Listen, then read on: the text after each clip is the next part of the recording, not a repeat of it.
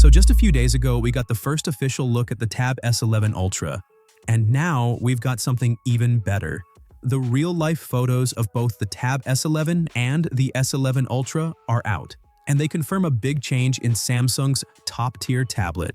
These real-life shots from a Korean certification site confirm that Samsung's ditching the dual front camera notch on the Tab S11 Ultra. Instead, we're getting a smaller water drop notch with just a single camera. Now, the upcoming iPad M5 is doing the opposite by adding dual front cameras for both landscape and portrait modes. So yeah, it kind of feels like Samsung's taking a step back here. But here's the thing. Most video calling apps never really supported switching between two front cameras anyway. But if Samsung throws in a high-res ultra-wide that crops in for normal wide-angle shots without losing detail, honestly, it won't feel like a downgrade at all. Meanwhile, the regular Tab S11 has thicker bezels compared to the Ultra.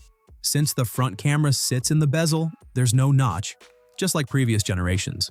And from the ruler in the pics, it looks like the Tab S11 and S11 Ultra will be the same size as last year. And just recently, the Tab S11 Ultra showed up on Geekbench, confirming that both tablets are running the MediaTek Dimensity 9400 Plus chip. This time, though, the Dimensity 9400 Plus is a bit behind compared to the new Snapdragon 8 Elite. But if you've used the Tab S10 Ultra, you already know. Dimensity chips handle performance and battery life like a champ.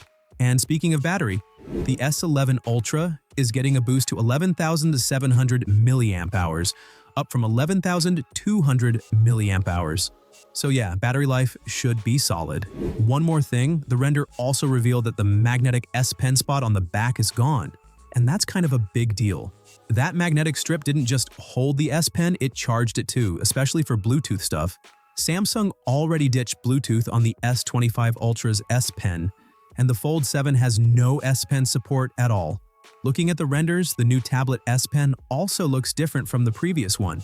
So maybe Samsung's moving the S Pen charging to the side, like the iPad Pro, or they're dropping Bluetooth completely. I mean, tablets are made for drawing, notes, and creative stuff, not just watching Netflix. So removing Bluetooth features would be a weird move. Now, in case you missed it, Samsung's skipping the S11 Plus this time and going with just two premium and a new light version. That Tab S10 Lite is rocking an Exynos 1380 processor, 8,000 mAh battery, Wi-Fi 6, 45-watt fast charging, Bluetooth 5.3, and yes, S Pen support. It's a solid step up from the Tab S6 Lite. But if you're using the S9 FE from 2 years ago, it'll feel pretty similar. And yeah, the S9 FE sells for around $250 now, which probably won't be the case for the Tab S10 Lite. Also, just so you know, all three tablets will support 45-watt charging. But Samsung is saving its fastest charging tech for the upcoming S26 Ultra. And I've already covered that in full detail. Click right here to check it out. This is Techtics, and I'll see you there.